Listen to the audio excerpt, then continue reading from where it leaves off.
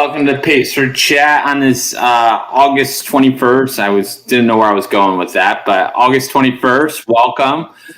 We got Marty. Marty's running a little bit late. He'll jump on in a second. And I just realized as the countdown was going, I usually have my iPad next to me with the video up so I can watch it, but I don't have it going on. I might get it in a little bit, and we'll see if we can pop up. Welcome. We got a fun night. So we're going to spend the first 30 minutes kind of talking about recaps and races and stuff like that. And then at 8:30, Luis Gomez, the RD for PTC, will be joining us, and we will go over to Q&A. So if you have questions about Pinellas Trail Challenge, we're going to ask you to put them in the comment section as we get closer to 8:30, and we will answer those questions for you. But the first question we have, how is your running going, Bobby Joe? I did 20 miles today for the first time in I don't know how long, so I feel pretty good. Actually, I've been pretty damn tired. But yeah, so that's good. How is yours going? I feel like I'm in a groove, and I'm running well. Hit my speed workout yesterday, did my climbing, my vert Monday, 600 feet of vert and 12 miles. Yeah. So I realized Arkansas doesn't have that much vert. It's only 10,000 feet. So I think I'll be in pretty good shape. Than my course has. Yeah. I think you got zero. So I just booked literally 20 minutes ago, booked my airline tickets up to Arkansas. So I'm pretty excited to go up there. So, Jacob and, Riley, the race directors for the Midnight Jury, they put out 50% off. So if anybody wants to join, there's a deal right now to come up to Charleston, South Carolina, and run 24 hours on the track. There's a 6 and 12 hour option too, but pretty cool. And I was going to ask you, it is on the track, right? So yeah, it's on a track. It's on a track at a park. The park is right in the middle of town where there's a couple grocery stores and some restaurants and stuff. So crew can get you food, and I mean everything's right there. So, and it's even got trees around it, so one side gets shade throughout the day, so that's nice. Cool. All right, we're gonna jump into races. Katie Jenkins, glad you're in the chat because we were just talking before we went on about the carnage at the canal. We can't find much information, so if you could in the comments, or if anybody else can in the comments, how far was the loop? I think I know who the winner is, but love to hear who the winner was and how many miles they did. So if you can put that in the chat, that would be perfect. But we're going to start with I always want to say thank you, Kevin Caudell, for screwing me up on this one. I always want to say Berm 2.0 and do with his noise on it. But every time I say it. So, but they had what was called the 8 hours of Berm this weekend.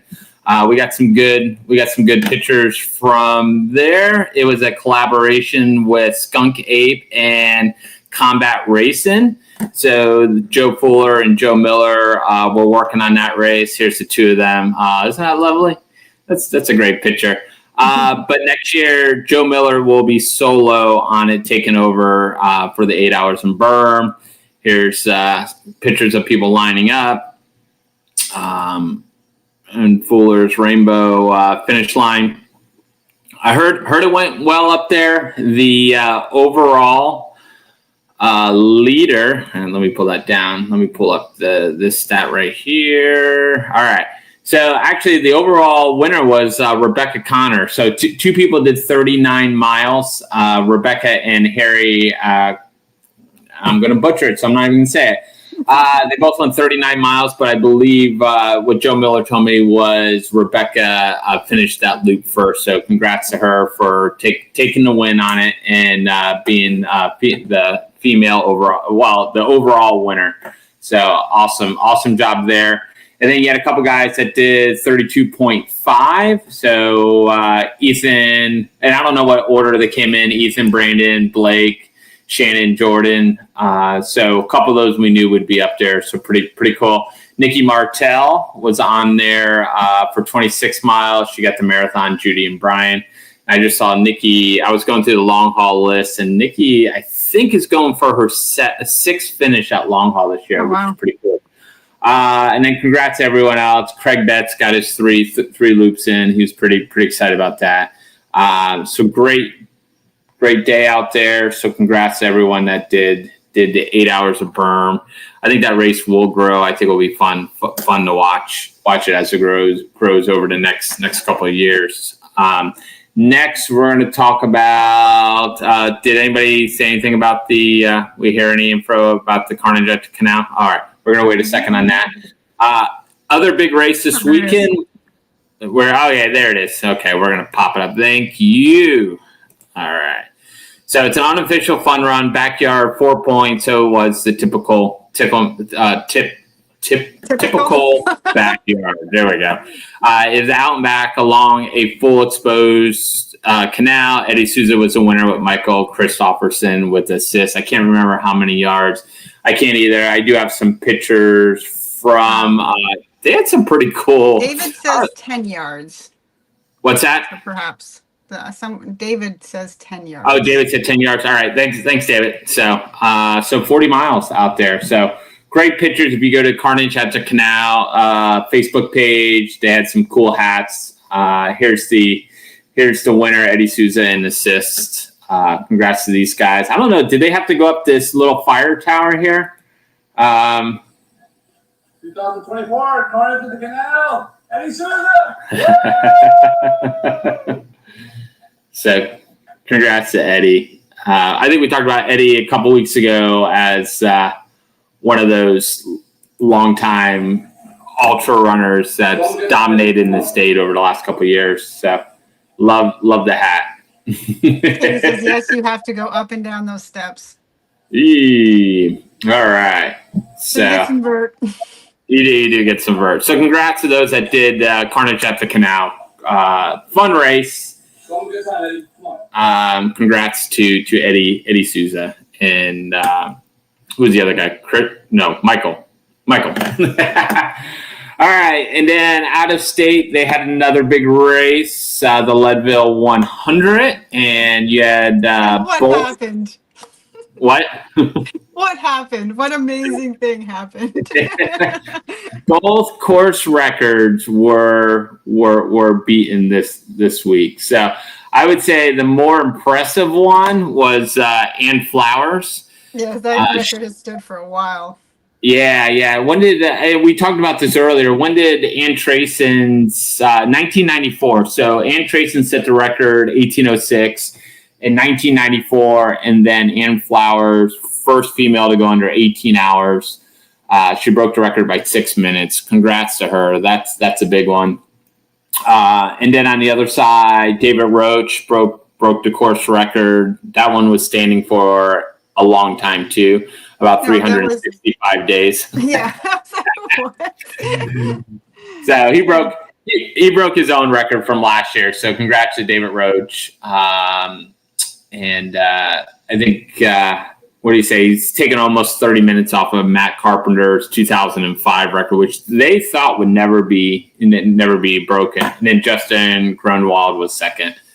Yeah, and David didn't announce anything until he was there, or the night before. I think his wife posted flat David, and said she was pacing the next day, and that was the only announcement anybody knew that David Roach was going to be there. So yeah, and that's his big DNF at Western States.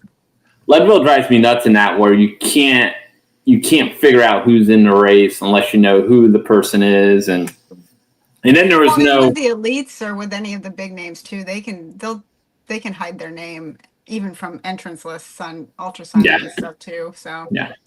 And there was and I don't understand, there's no live stream of it. There's no finish line cam. The mountain bike gets like 2 helicopters. There's great cover. They have coverage for the men, and then they have coverage for the females. So if you want to watch the men's race, you can go to one YouTube channel. If you want to watch the female race, you can go to another YouTube channel, but nothing on the men. So someone said I need to go out there next year. So I'm like, I'll just rent a house on Main Street and we'll film them come in. But the big news out there is one of the guys that jumps on and hosts with us every once in a while, Brian Pasente. He got his 10th finish out there this week.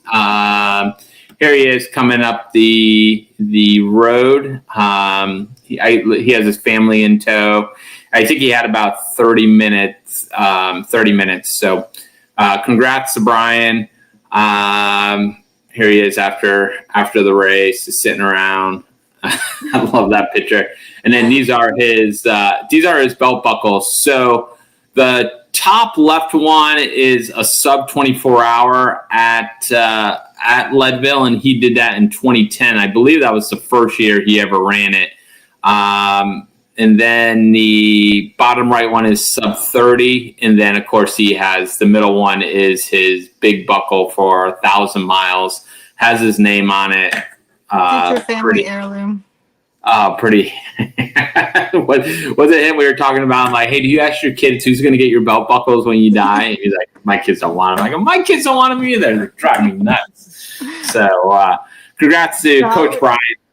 My son showed my medals that are hanging to a friend saying, oh, look what my mom does.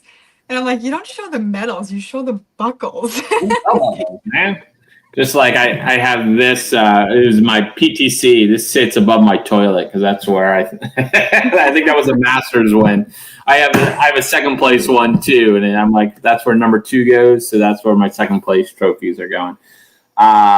So congrats to Brian. Great. Simon was sending me updates all day, and I think he's actually Simon's putting together a video of Brian, so that's pretty cool. I can't wait for that to come out. Trying to think if there's any other races. I know a bunch of us have finished up the 24-hour challenge. I think Bobby Joe, did you finish today? I got it was today. Oh yeah, you got 20 miles in. So no, I got 20 miles in today. You got 20 miles in today, so you Which hit put me to 150. So. Yeah. So it looks like Pat Hasler, 296. He's done well. I hit mine, I think, 2 or 3 days ago. I'm at 155. And then you got the other side. These guys put up some big miles. Bill Schultz, 254. Steve Tuttle, 222. Yeah, Steve, he's a friend of mine. He's put up a lot of miles because he's also part of the Laz's virtual race, the GVRAT. So he does that every year. So he's puts up all that. So yeah, Nick hasn't figured out how to log his miles yet. So there's still, I think we've raised close to $4,000 for Team USA. So there's still a donate button that you can go. If you find them, I think the link is in the show notes. You can go hit the donate button and you can still donate to Team USA. 100% of your donation is going to Team USA, and we will make a donation to them. So we're pretty. We have some more videos coming out so you can meet the team. They're in the process. I've been slacking off. So I think we have Don Rychek and Pete Kostelnik. So both of them are done. They're downloaded. I gotta get them. I gotta get them up. So apologize. I gotta get some time to do that. What else we have? We can go to Strava.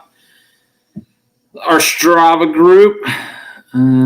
Here's our highlights for the week. Hang on, I got to figure out how to. Let me take down this. Take that down. Then we got the Strava. So of course, Michael Stork. He just texted me a second ago. He's out in Colorado. So big numbers. 126. Keith Lynch hit 100, and Mark Burdett hit 86. I think Mark had a 30-miler in there getting ready for PTC. Climbing, Storks is legit at around 15,000. Greg's is full of crap, and I believe Jill's is real at 6,300. And I probably have about 700 feet of vert. So, but here's the big numbers. This is top 15. Who was it? Jenny Lee Allen was the female leader at 58.4. Bobby Joe was right behind. Bobby Joe was right behind her. Kevin's getting back out there after recovering. He was under 45 miles. So Congrats Yeah, all the those. Strava group, it doesn't count my 5 miles that I recorded as a walk, so. Yeah. So it's cool. You look at number 3, number 5, and number 6. They are some of the top contenders for PTC. So you got Mark, Vince, and Alex. So both are shooting for a sub 6, and they're training. They're training really well. Actually, I ran with Vince on Saturday, and I ran with Alex on Monday. I caught him in the middle of a run. So those guys are raring and ready to go. So congrats to them. What else do we have in news? I'm trying to think. I was trying to go so quick. We went so quick. We still got 14 minutes to talk here. And I didn't write down much because I knew we were going right into PTC races coming up. We can go. Hang on. Let me pull this up. So I don't know. Bobby Joe, did you look at this? I know you usually look at, and we always look at. There was one in Arizona. I think the Jubilee one is that an Air Viper race. Yeah, that is. That's I believe that's the one that runs around Narnia Manor, Jackrabbit Jubilee. Yeah, that draws a pretty good crowd usually. It's a pretty popular race out there. Yeah, so there's I believe that's the I think, what is it called? The Nardini Manor. I've always wanted to. They do a couple of races out there. I've always wanted to do that race out there, and one year I'll get out there and do it. So I don't know what is it, a 500 meter. It is a certified track, which is pretty cool. I'm trying to hit the back button. I don't know if I'm hitting the back button. I think there was. I saw a couple others. Tell us how you're doing in the chat. Yeah. What races do you have coming up so we can look? Yeah, because we missed Carnage, so we wish we could have gotten more information on that. So what other races do you guys have coming up that maybe we haven't heard about, or you just want to let us know or brag? Did anybody get any good miles this week? And you got there's a big race, the Habanero 100 out in Texas. Yep. I know Andrew Kelly was going out there, but I think he pulled out of that race. I don't believe he's going out there. 1 mile with a smile. This one put a smile on my face up in Chesapeake, Virginia. And there was one other down here. Where did I see it? The Jugger, or was that last week? I think that was last week's race, the Juggernaut up there in New York area. So, we don't have anything down in Florida this week. That's weird. Nothing even close. Nothing. No. There was listened to a podcast about Bob Becker on the Ultra Running podcast, the Ultra Running Magazine podcast. And they asked him at the end about the community down here in Florida. He's like, "There's a race every single weekend." Russ is talking about the SOS Wawa Crawl. When is the? Let's see if we can. See if So we is can find that. coming up in September? There are some spots for long haul. SOS is September 6th. So that's what, 2 weeks away? Is that in Middleburg? Yeah, that's them right there.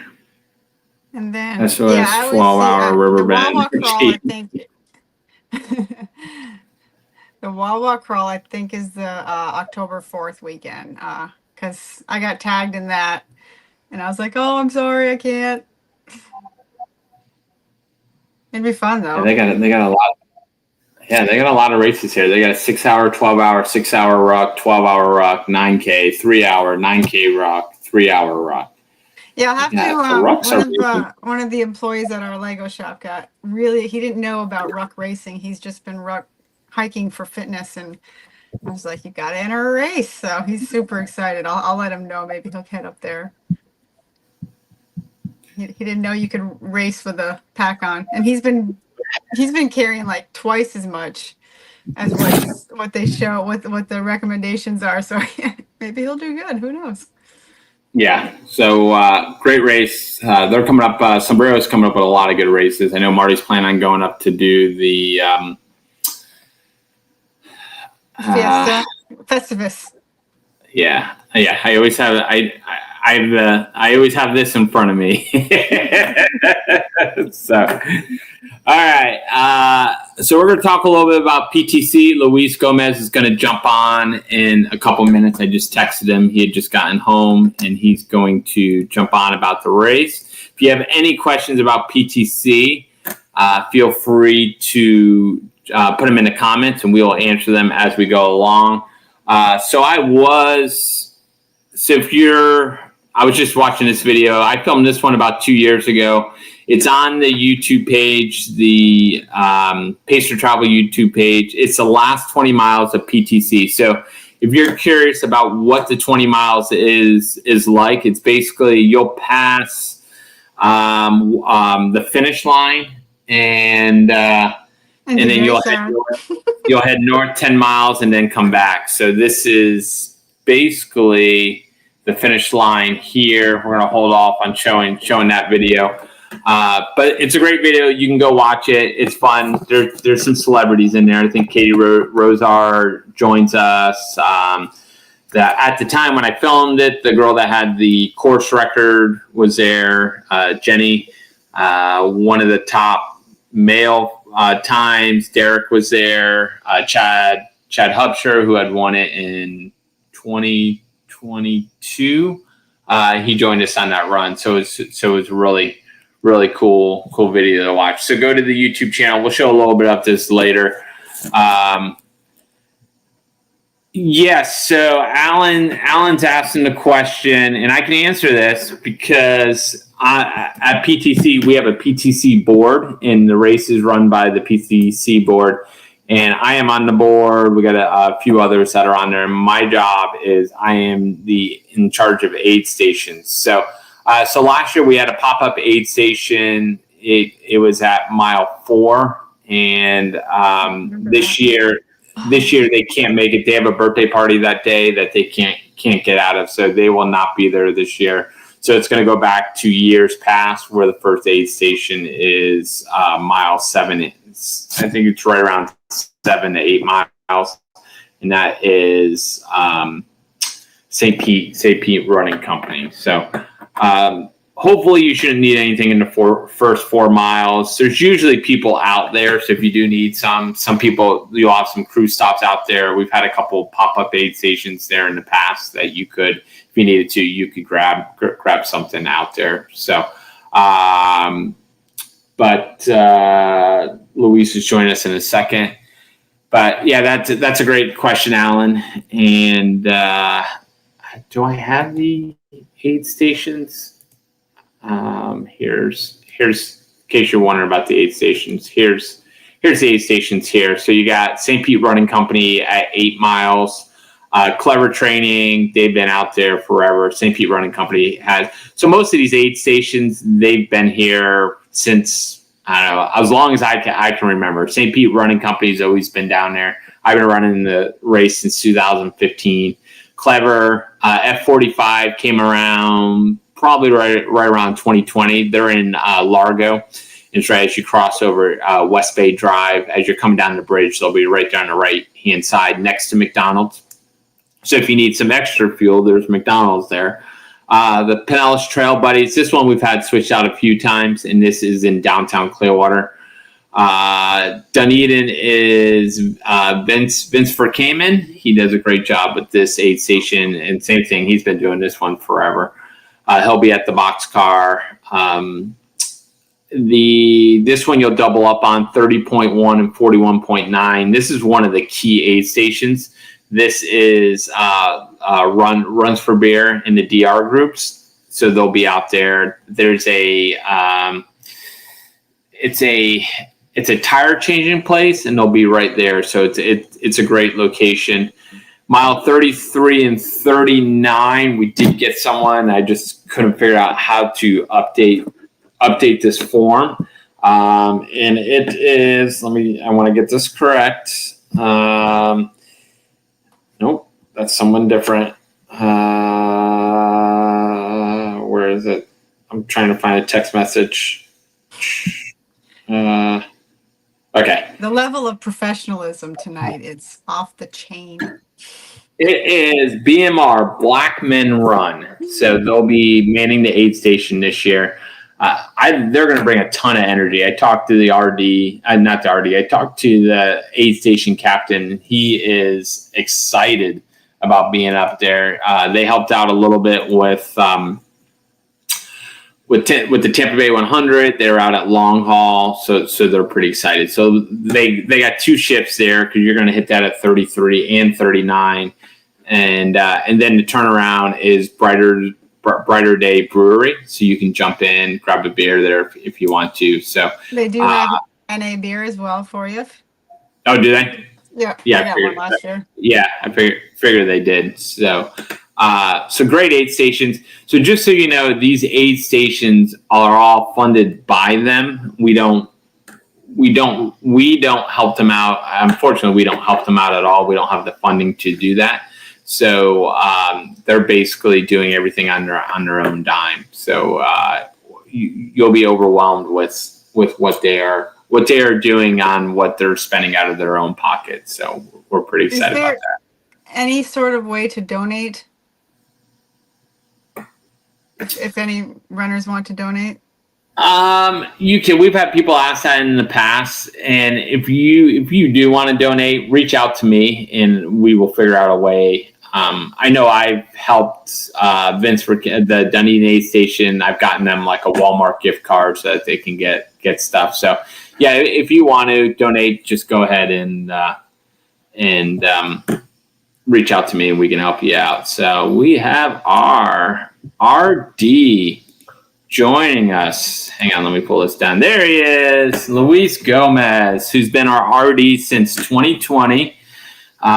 Run the race many times. I think the first time I ever met Luis, we were coming down an overpass in the North St. Pete area, and I ran up next to him and we were chatting, and he goes, "What's your race plan?" I said, "I'm going to run while the sun's not up." He goes, "Yeah, I've heard people try that." And I blew up shortly. Well, I blew up a little bit later. So welcome to the show, Luis. Glad to have you. Hey, can you guys hear me okay? We can hear you perfectly. Yeah. Cool. Yeah. Great. Thanks for having me, and thanks for putting this together, Jeff. I appreciate it. What's up, Bobby? Hey, how's it going? Going Congrats. pretty good.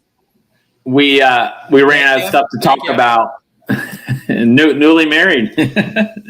So we ran out of stuff to talk about. So we started talking a little bit about someone asked a question about the aid station. So we just went over aid stations. We were listening in, right? So Joe and I were walking the dogs, and we were listening, and then saw you were jumping into PTC. So we're like, "Oh, gotta get back." We're gonna go. It was a slow week in Ultra. It was a slow week. Anything you want to add about aid stations? Yeah, I mean, the aid stations are absolutely awesome.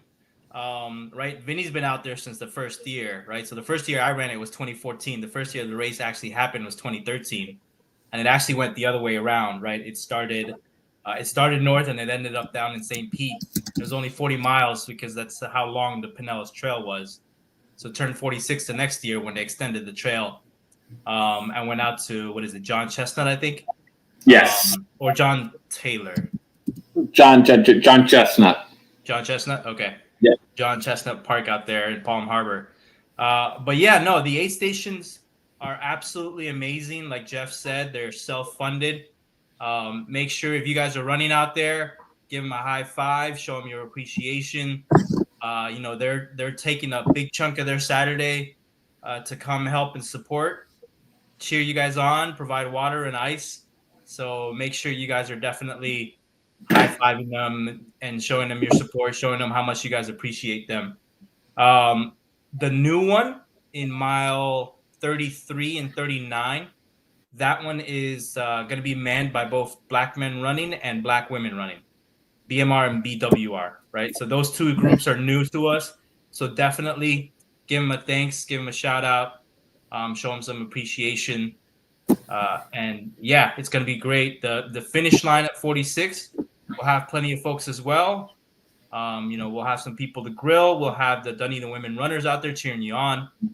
Everybody loves them. They bring a lot of people and a lot of energy to show the finish line.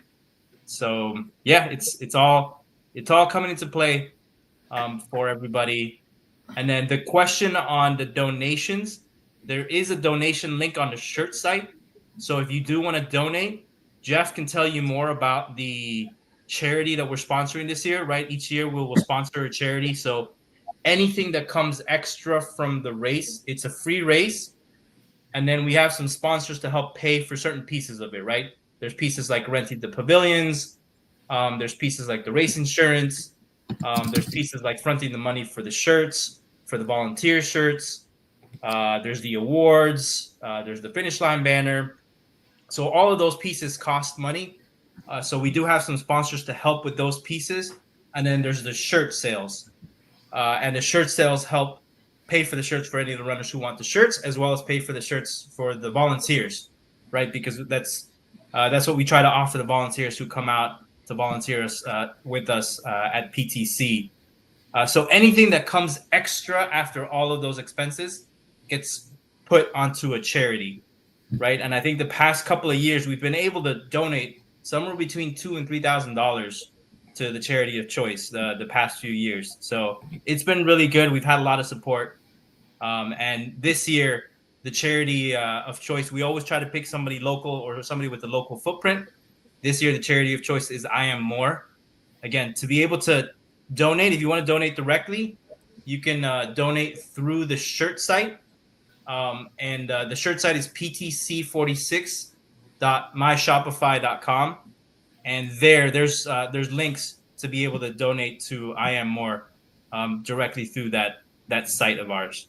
Jeff, I don't know if you want to talk a little bit about I Am More.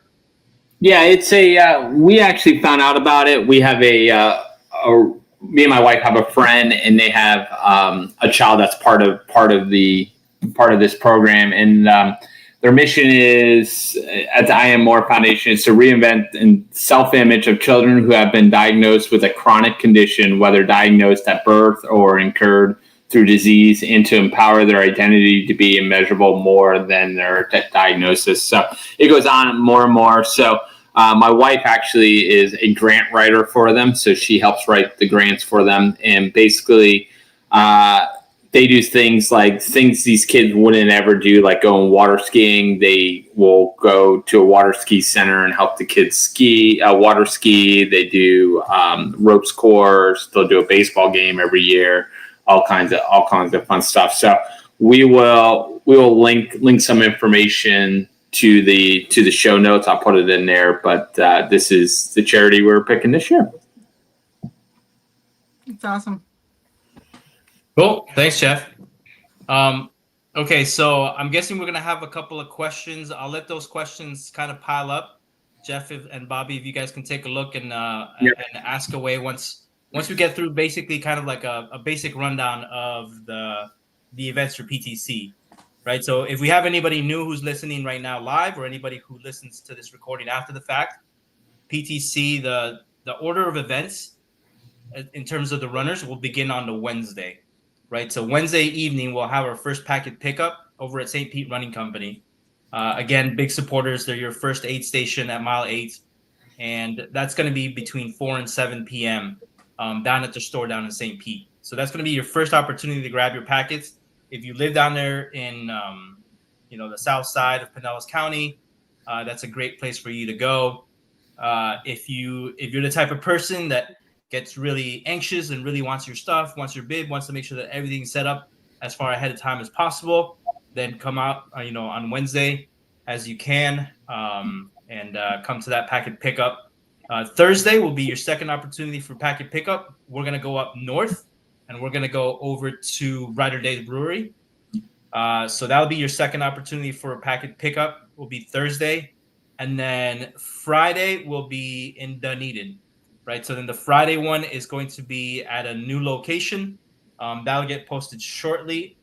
I don't know exactly where it is, but it's that... what do you call it? That cold plunge place. So it's new to us. It's a new sponsor, new set of folks. So it's always good to have some new people coming in to continue to support this race. Again, it's a locally supported race. So that's going to be Friday. And we've already had a few questions. If you can't make any of those pre-race packet pickups, I understand not everybody's from locally or from Pinellas County or even Hillsborough, Pasco, or Sarasota. If you can't make any of those packet pickups, we will have packet pickup race morning. The race begins at 6:30. We'll open up packet pickup at 5:30. We have currently about 260 runners signed up. We would not be able to hand out packets to 260 people between 5:30 and 6:30 race morning. So please, if you can pick up your packet beforehand, please do so. It will really help cut down the amount of packets that we have to give out, right? But there's going to be a few people who are going to work all the way up through Friday, are going to be from out of town. Some people who are going to be flying into town. We have a few people flying in for this race now. And so those people will likely have to pick up their packets on race morning. So we will have that available starting at 5:30 a.m. Race morning. So the race will begin down in South St. Pete, real close to the Rowdy Stadium. There is no official race bathroom, right? So we don't have money for porta potties, and then there's no open public bathroom down there. Some people do find their own bathrooms. We can't officially sanction any sort of bathroom. We can't send 260 people out to a private bathroom in one of the local facilities out there, one of the local businesses. So try to find a bathroom before you get down there. We don't have any kind of porta potties or anything like that. You'll be able to bring us your drop bags during the packet pickups. I know Kelly is not thrilled about having to lug around drop bags all week long. Again, we're just people. We're just, volunteers. We don't have any kind of race headquarters or race like storage. So it just ends up in our cars and in our houses. But yes, we will, at least I can pick up your drop bags beforehand. But we usually get the majority of the drop bags race morning, right? You want to know exactly what you're going to put in there. Sometimes you don't put that plan together up until a little bit later. So there will be 3 opportunities for drop bags. One of them is at mile 13 or 13 and a half, Clever Training aid station. The other one is in Dunedin at Vinny's aid station. That's close to the marathon mark. It's just shy. It's about 25 and a half. And then your last drop bag opportunity will be mile 36 at the turnaround. You can provide, if you want to have like a drop bag at the finish line, right? If you want to have like your clothes when you finish, put that stuff in your mile 25 in Vinny's drop bag, right? In the second aid station, because those drop bags will end up at the finish line pretty easily, pretty quickly. And worst comes to worst, if you're at the finish line, you can very much find a way, either walk down to Vinny's aid station, which is half a mile away or less, or ask somebody to come help you if you're not really into walking half a mile after running 46. So, but we can help you out there if need be. So that's the basic idea. Then you're going to have from 6:30 a.m. to 7:30 p.m. to complete the race. We do have cutoffs at the aid stations. The cutoffs are around an 18-minute pace or so. The cutoffs are fairly even split in terms of pace over the course of the mileage throughout the day. We're a little bit lenient on the earlier cutoffs so that, if you do fall behind, we give you an opportunity. But there is a very hard cutoff of 7:30 p.m. at the end of the race. So if you come 7:30 and 3 seconds, unfortunately, that, you're not going to get an official finish. We'll probably give you an unofficial finish, but we do have a hard cutoff of 7:30 p.m. So, if you're back there, I've been back there chasing cutoffs. Just pay attention to your watch. Ask people around. Ask people to help you figure out, what pace do you have to go, and just keep going after it. Right. But we do have that cutoff is because we do have we are responsible to take everybody off the Pinellas Trail by sundown.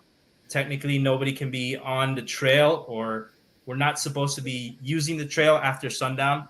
And so we're trying to pull everybody off by 7:30, and then after that, we'll start shutting down the finish line and getting everything packed up. So that's the basic course of the day. We will do our best to have timers out there. That's still something that I'm working on. So hopefully there'll be some live splits being posted. Again, this is a free race. Nobody's going to be paid to do this. I'm going to do my best to manage it with myself and some volunteers. But it's nothing that I can promise at this point, but we will attempt to have some live timing out there. There's a couple of the aid stations that are good about it and like to put a volunteer to man it. So likely we'll have at least a few of the splits, a few of the aid stations. And then this year will be a live stream of the race, which will be new, right? Or be new at least in this kind of format. Yeah. We've just done the finish line, and this year we were actually going to do the whole thing. So we'll do start to finish. So our goal is to keep you updated as much as possible during the race. We'll be following the race leaders, but also we'll be following the back of the pack and everyone in between. So our goal is to get everyone on camera. We're going to post the links for the live streams on like Monday or Tuesday. And so that we have them up there ahead of time. What we would love for you guys to do is share this as much as possible. Share it to your friends, family, so that they can watch you run, and also to get the word out about it. And also, if you have crew and you think they'd be able to be great on camera, be able to help film the race, all we need is someone with a cell phone.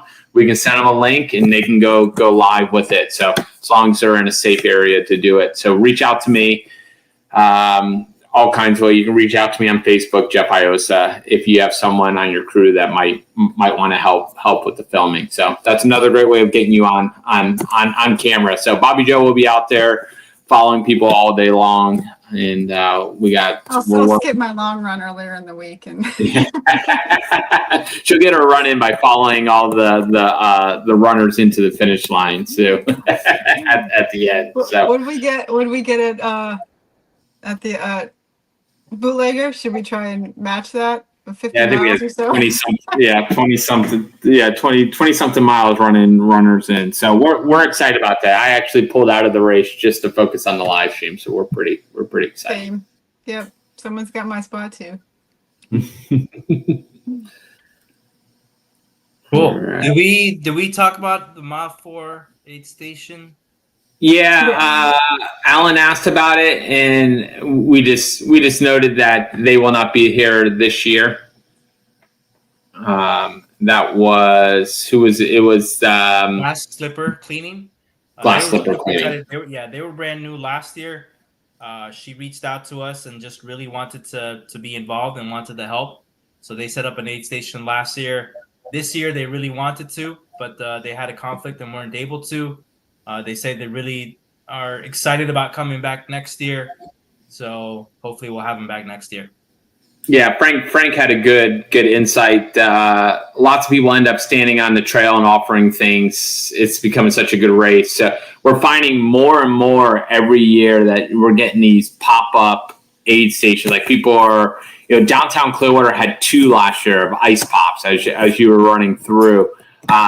Dunedin by the golf course. So good. I thought it was a real aid station. Yeah, no, it wasn't even a real aid station. By the Dunedin golf course, there's always a cooler. We don't know who puts the cooler out, but there's a cooler there with frozen water bottles every year. I still have no clue who does it.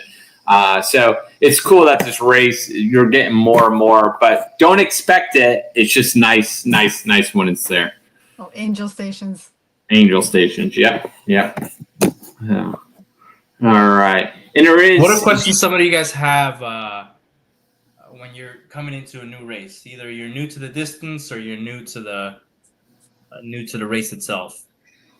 Well, I think one thing you can talk about is a lot of questions that come up on the group are people look at this race and see that it's only 46 miles. So why would you want crew with the aid stations, with being fairly close to town?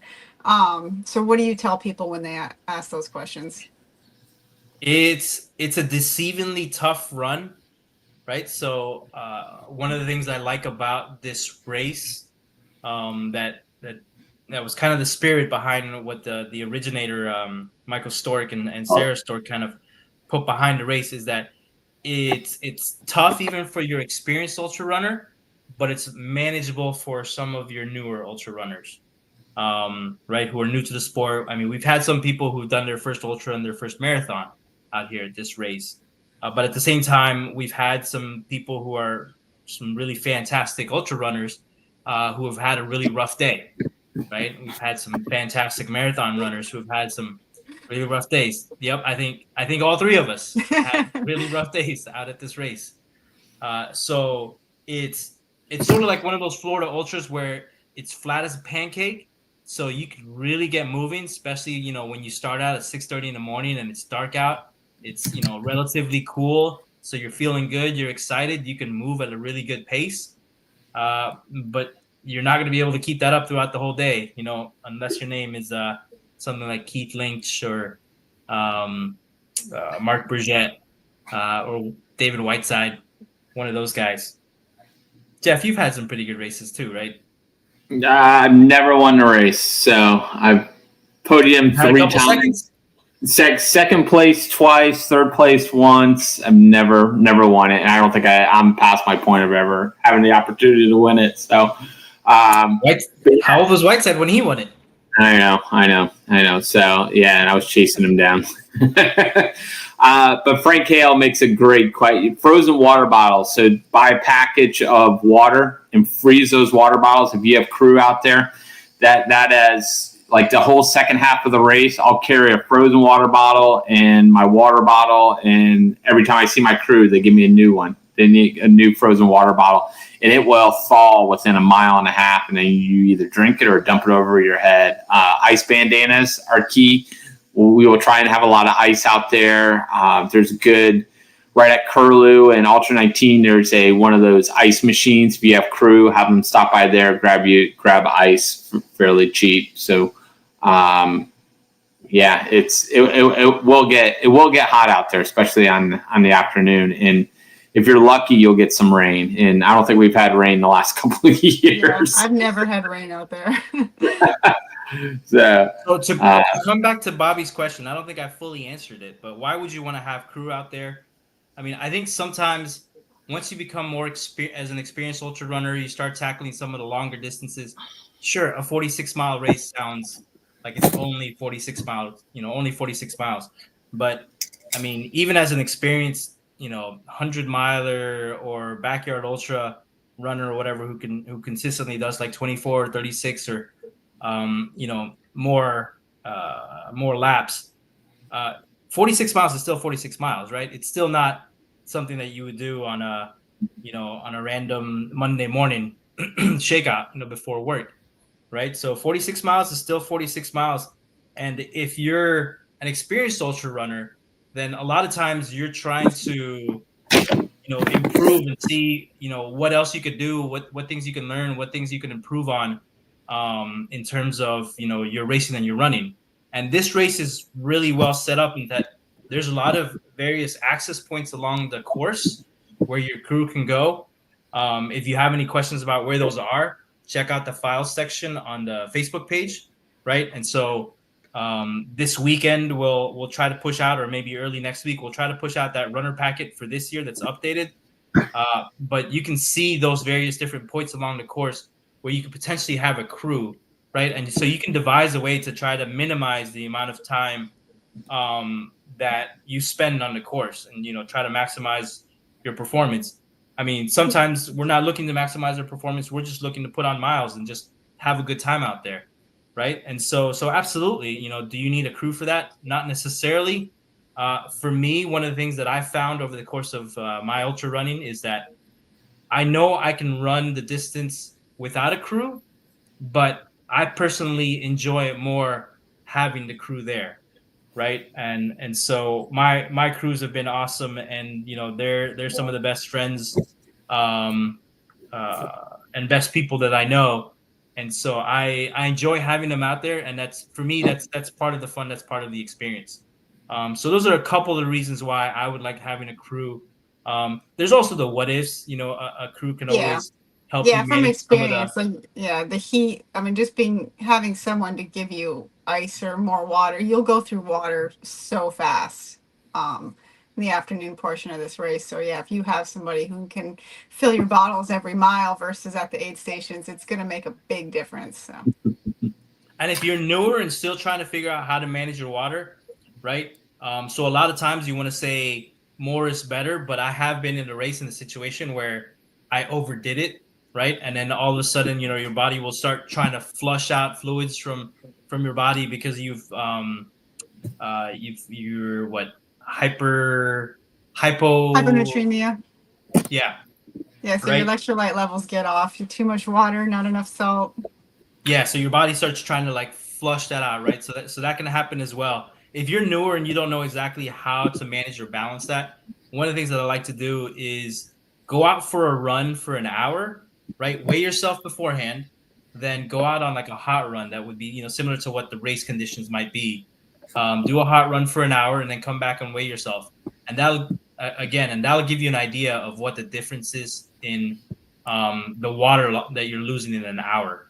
Right? Yeah, you should, when you do that test, if anyone's ever done it, just weigh yourself naked, and then when you get back, take your clothes off, wipe all the sweat off, so you're not weighing that as well. And you don't have to aim for 100% replacement. Like 90% is good because there is only so much you can take in, especially if you're a really heavy sweater.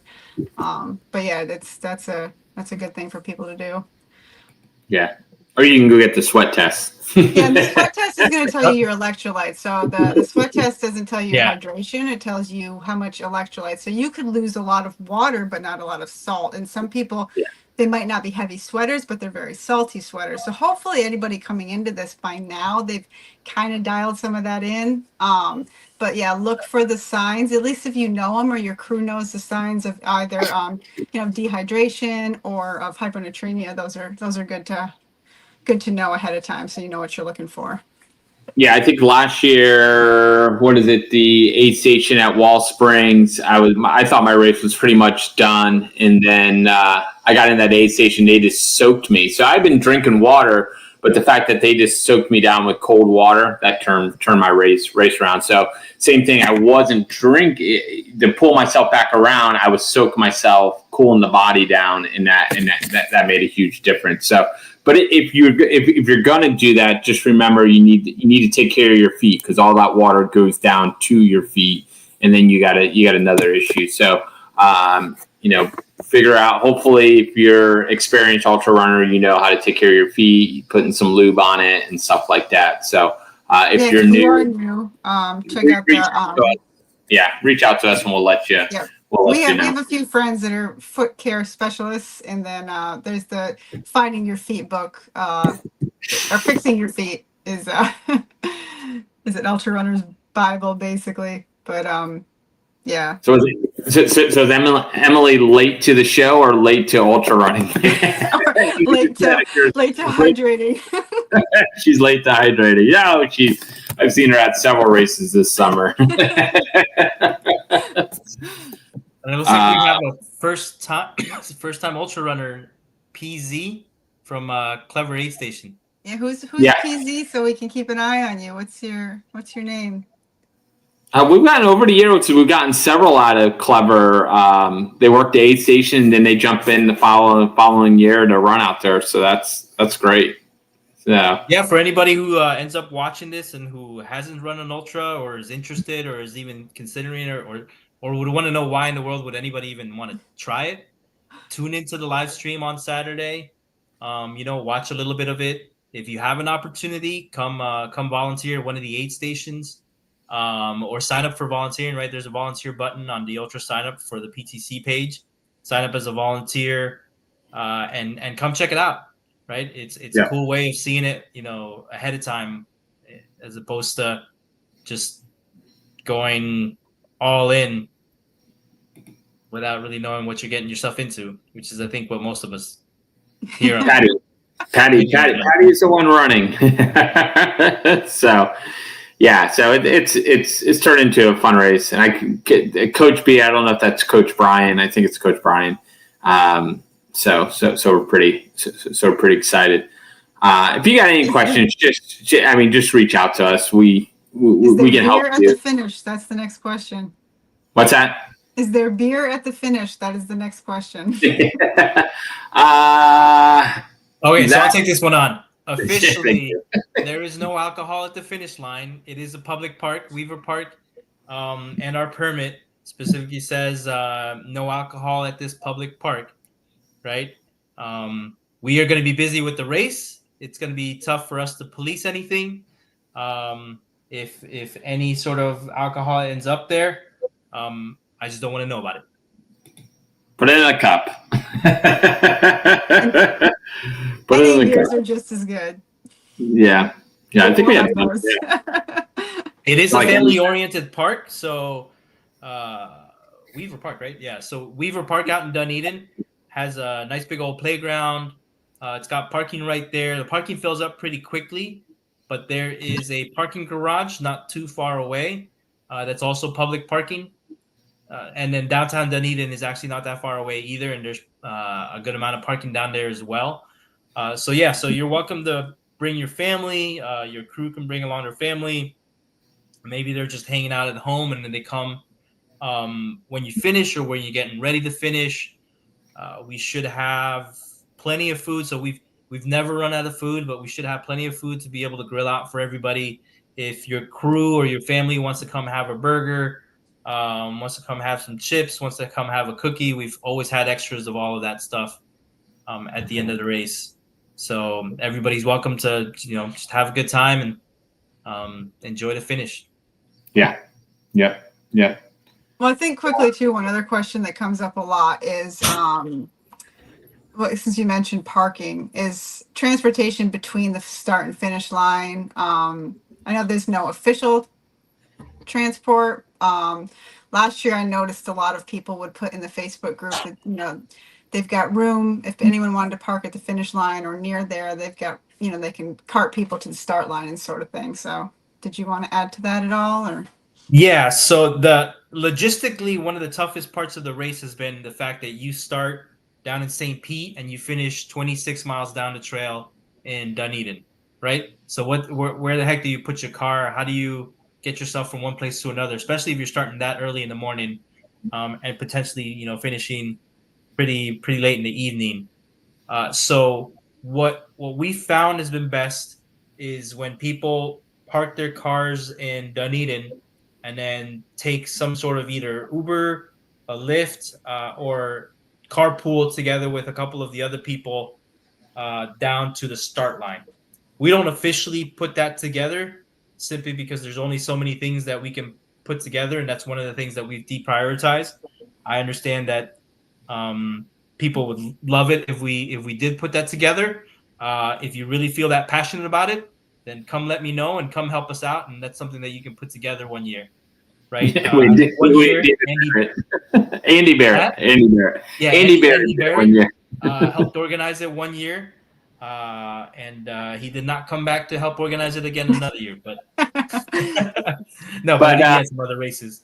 But Emily, yes, you can leave your car. You can either leave it at the park, or there's a parking garage in downtown Dunedin, right around this area, not far from the finish line. And this is a good place too, that we've had people meet up here, and they would, if they're carpooling or anything, going down to the race. Well, what about in St. Pete? I think is what she's asking.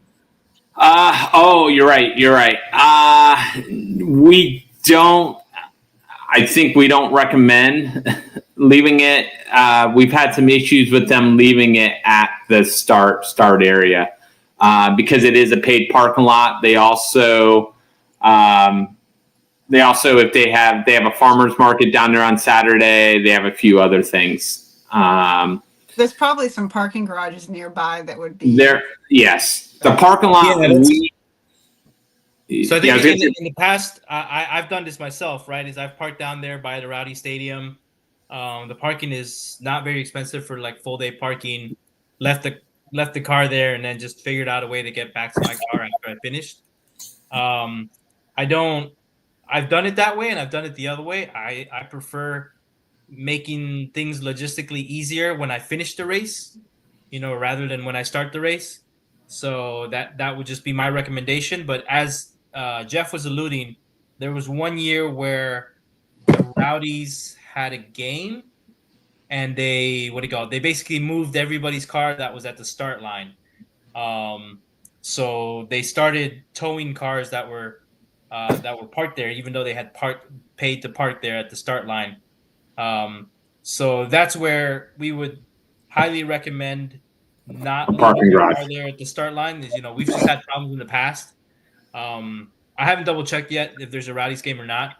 Maybe somebody can chime in, but yeah, that's where we've had some problems before. I mean, if you're one of the parking garages down in there in St. Pete, then you won't have an issue.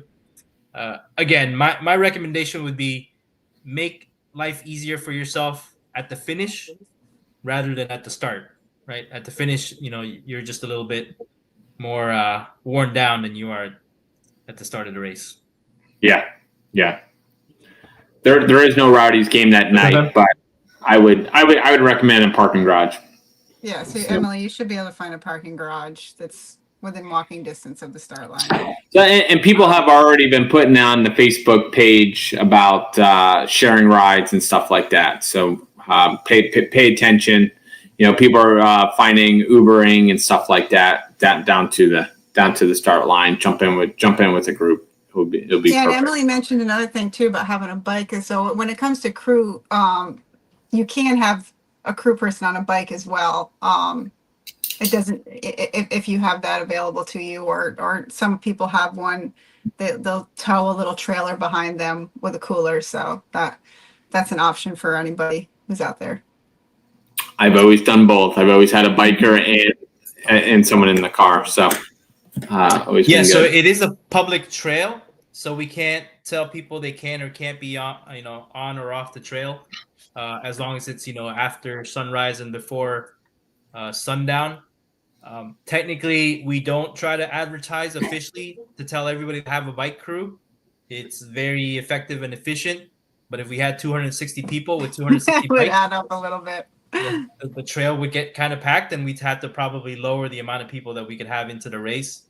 That said, again, we can't tell folks, that you can or can't be off the trail. So you're absolutely welcome to have your friends follow you along, be on the trail, run with you, right? There's not going to be any kind of rules behind when you can have a pacer, about muling, but you must at least complete the 46 miles of your own accord if you want to, be in like the top finishers, right? So there's going to be awards for the top 3 men and women, and for the fastest male and female masters. So if you want to if you want to be eligible for those awards, then you do need to complete the entire race, under your own on your own feet. Yep. Right. Yep. Same thing with the finish line, right? If we find out that somebody took a bike on part of the course or took a car ride across a piece of it, then we'll just remove you from the finish line results. And we got cameras out there this year. Yeah, cameras. We'll be watching. I'll be hanging out. And with you'll be watching everybody. too.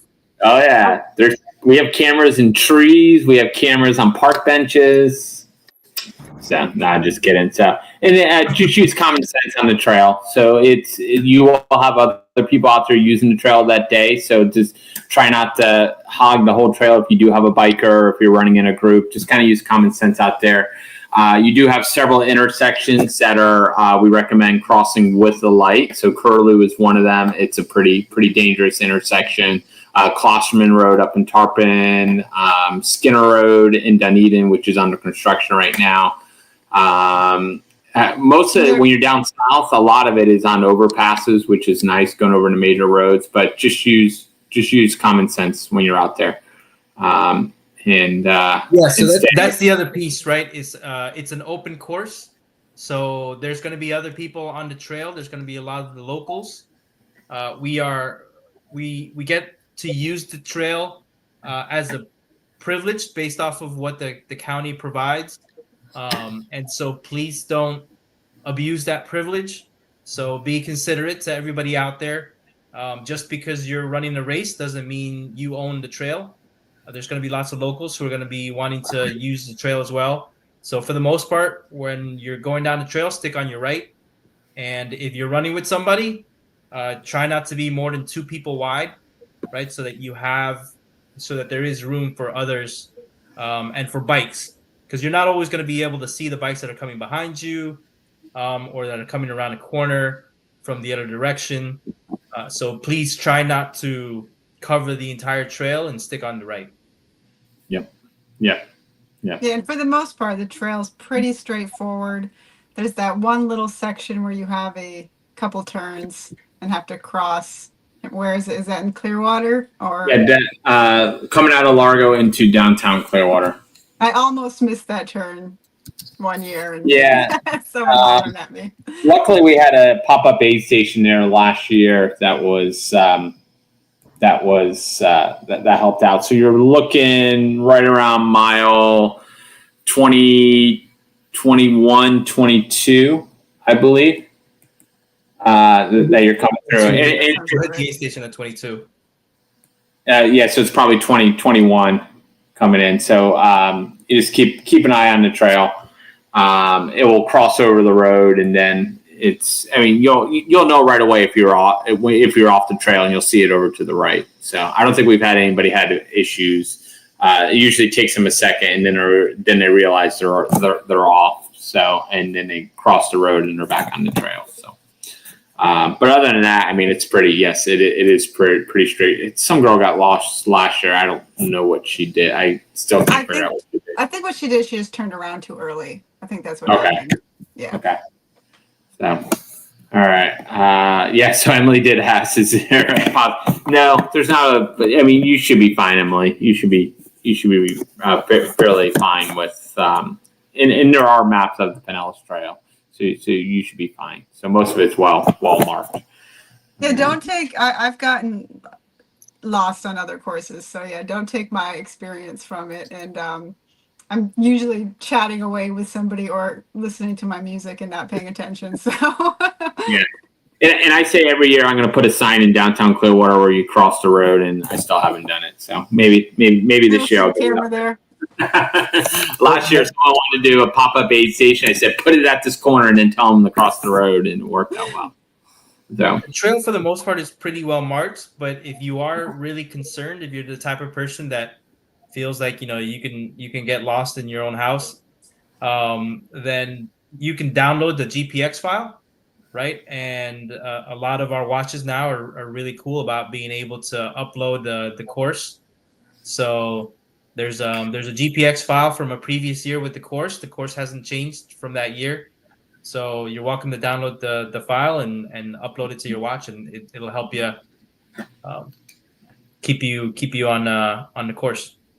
And that's under the file section on the Pinellas Trail Challenge. So all kinds of stuff up there. So good stuff.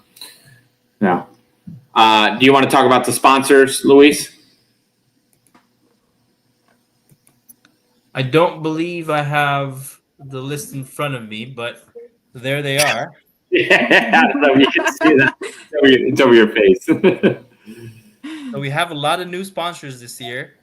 Take a look. CJ's doing a really good job about posting them onto the Facebook page.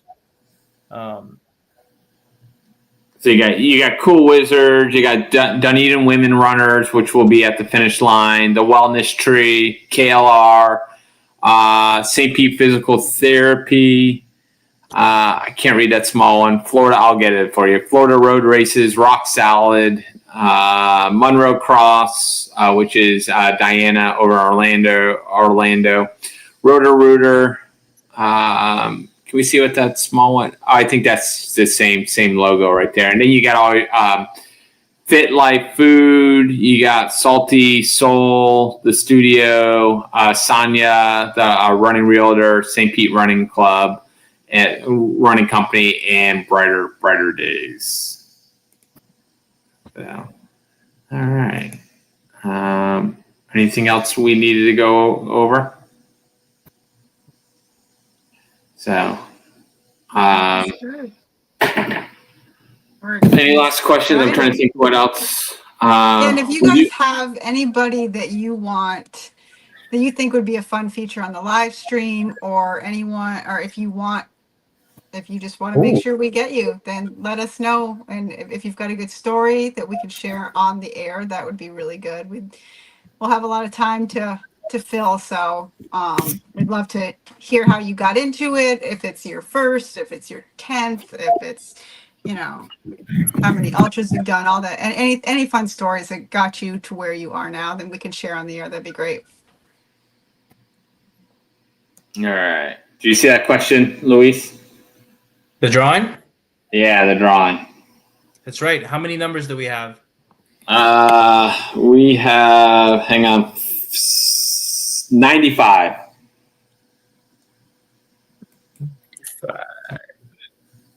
Let me get that set up. This is the PTC shirt order giveaway.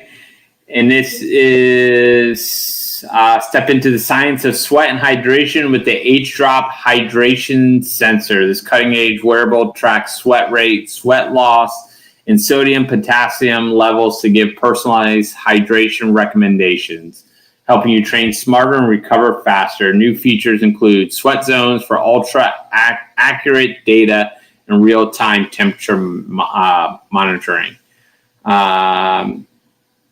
So you could use PTCS 2025 if you go to their website for $35 off. So it sounds like these things are pretty expensive. Also, we're going to be giving, if you're planning on doing Florida 48, we're going to give a 10% discount code for those running PTC. So we'll give you 10% off of that. We will get you information in the code for there. All right. Do you have your So it thing? looks like this. Yep. It looks like this H-Drop sensor is $250. So It looks really cool, though. I looked it up, and it'd be a nice Christmas present. My birthday's coming up. So yeah, Hey, so this year looks like CJ was able to get us a couple of these things donated that we could give away at the race. So one of them is going to be given away to one of the runners who decided to purchase a shirt, right? So we've numbered everybody 1 through, remind me that number again.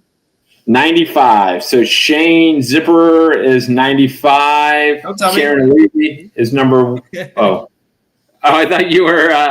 Doing it on your phone. No, I'm gonna draw a random number between 1 and 95, and then I'll tell you that number, and you can call out who's the winner.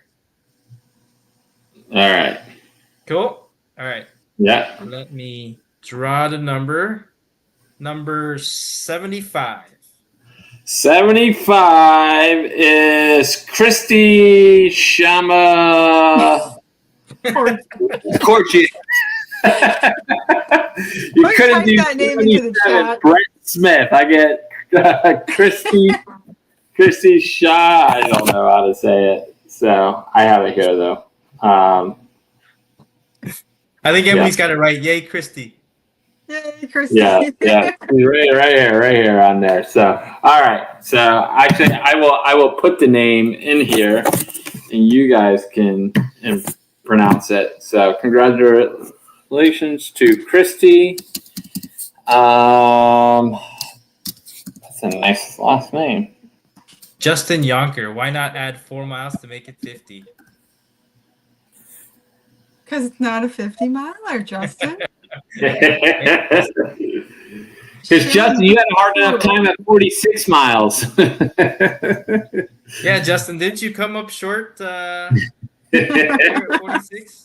So the original course was exactly 46 miles, and in 2019 we had a pending hurricane, and they closed down the park we finished in because it was a sandbag location.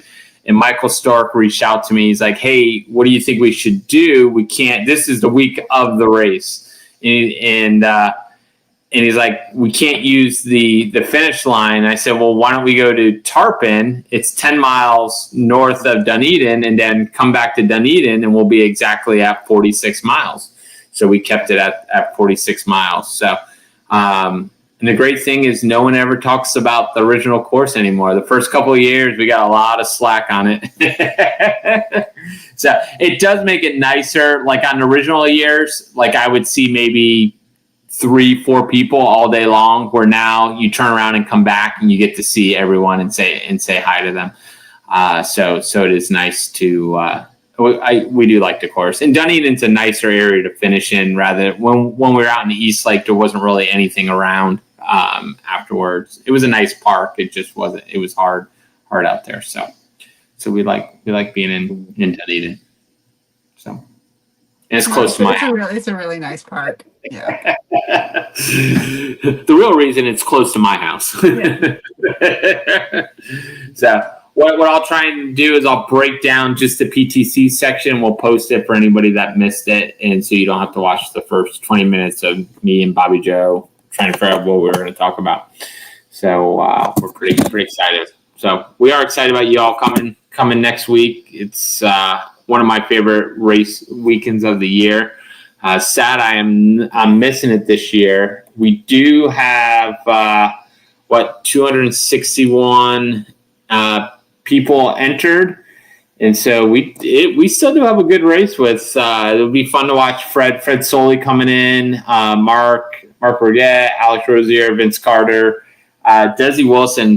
I know he has to pull out of the race. I don't think he's running. Eric Colina is actually, I believe he's leading the SummerSlam for males, and I think Loanne's leading it for females. So yeah, we saw Joanne Fisher. Her finally got off the wait list and got into the race. We're pretty excited. So we do have a lot of people going for some big. Have been running this race a while. Greg Carlo needs to get off. Greg, if you're watching, get off. We know you're not running. Melissa Frazzo is going after number 7. Mark Palomer is going after number 6. Rebecca McKinney is going after number 5. Some other big numbers coming down there. Thune Tran is he has the most finishes, and he'll be going after number 9. So we're excited to see that. Jeremy Hudson's going after number 7. Jeremy has the special license plate. Does so he has PTC 46. 46. So you know what's funny is I was looking up license plates the other day of what I wanted, and and you know what is available? PTC 74K. That's funny. There you go. Charlotte. That's the real reason why we can't make it a 50 miler, because otherwise, his license plate wouldn't work. You have to change it. Yeah. Charlotte's coming down for number 5. David Hazel's coming for number 5. Robert Schaefer, number 5. We've got a long history in this race, so we're pretty... And so one of the traditions that Stork created with that last place finisher, right? It didn't exist when I was last place in 2014, but now last place gets this brick, right? That's actually a piece of the trail, and it will be painted from the previous year's last place finisher, right? So Charlotte is going to reveal her new version of the brick. She was DFL last year, and so she'll be bringing it this year to hand off to this year's DFL. So that's one of the things that you get as long as you can finish. So if you need any extra little motivation there at the end to try to push yourself to finish, just know that you're going to have this special DFL prize. Plus, we might have something else for you. Nothing that I can disclose just yet, but we might have something else that's special for the last place finisher. So that's just, trying to give you guys a little extra motivation to push to the end. When it looks like you're chasing cutoffs, it looks like you're, seems like you're slowing down and you don't feel like you can push any harder, just know there's going to be plenty of people cheering for you. Take a And there's break a if you rock. have to at one of the aid stations. Talk to those guys, let them cool you down for a bit, and just know that we'll be waiting for you at the finish. So, And what mile 27, you should see the pig, which is on her shirt this year. Brody, that's right. We didn't talk about Brody. Yeah. So Brody's a local celebrity there in Dunedin. You'll get to see him there. Hopefully, he has a friend now. I've noticed recently when I go by, there's a duck in his pen with him. So they're best. I saw them laying right next to each other when I went by the other day. So hopefully, we should have a sign out there just to point to where Brody is. He is a pet to someone along the trail, so he's right along there. And now he has his duck. So that is Brody. We're right around mile 27. So. To Justin's point, yes, Justin, that 1 year that you were just what was it, like a minute off or a couple minutes off? We did move the finish line like a quarter mile down the road. Yeah. So technically, you had a quarter mile more to go. So talk to Jeff on that one, right? He had the hookups there with what were those guys? Dunedin House of Beer. Beer. Right. Yeah. So we would have loved to finish there, but we couldn't bring in our own food. And where finishing at the park, we'll grill the burgers, hot dogs, and stuff like that. So we figured that was more important for that. So this is I was looking for this. This is the DFL trophy right here. In whip. So, it's a work in progress right now. Yeah. So Charlotte's working, and she dresses up every year. Whatever's on the shirt, that's what Charlotte dresses up as. So we're always excited. She comes down from, I believe it's North Carolina. So cool. Well, she's famous. She runs all sorts of ultras and marathons, all in costume. So. Oh yeah. She has. She's on the front page of the 50 States 50 Marathon website page. So Charlotte is. So cool. Any last things? Marathon Costume Chick. That's her name and Instagram handle. Okay. So cool. Pretty excited. So any questions, reach out to any one of us. You can find me on Facebook. I had someone reach out to me the other day, asking about coaches. So we're going to talk afterwards. I said, I'm not a coach, but I said, I will help you find a coach after the race. So we're pretty excited. So we're excited about you guys all to come. You guys get to run on my turf. So I'm pretty excited. Where I run every day, you guys get to run next week. So skip the race and go up and down and steal any local legends you might have. I have I do have local legends. I don't have any. I'm not fast enough to get the Strava record. So I got the local legends in Dunedin. I go back and forth with another guy. We always give each other crap whenever we see each other. So cool. So especially if it's your, this was my first ultra in 2015. Was this your first ultra, Luis? No. My first ultra was Kroom Fools. Mine was Zoom. Yeah. So I ran this in 2015 and haven't looked back. So it's it will what's the word I'm looking for? This race is gonna grab you, and you're gonna run. You're gonna want to run a lot of races after this. So cool. All right. Thank you for joining us. We'll see you guys. See you guys next week. See you guys next weekend. Thanks, guys. All right.